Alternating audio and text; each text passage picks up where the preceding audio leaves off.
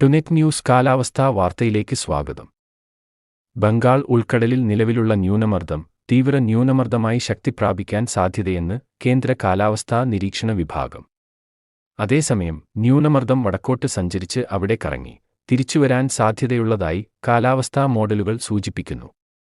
ന്യൂനമർദ്ദം നിലവിൽ ആന്ധ്രാപ്രദേശിന് സമീപത്തായാണ് സ്ഥിതി ചെയ്യുന്നത്. ഇത് സംസ്ഥാനങ്ങൾക്ക് സമാന്തരമായി വടക്കുകിഴക്ക് ദിശയിൽ സഞ്ചരിച്ച് അവിടെ കറങ്ങി തെക്കുപടിഞ്ഞാറു ദിശയിൽ തിരിച്ചുവരാനാണ് സാധ്യത.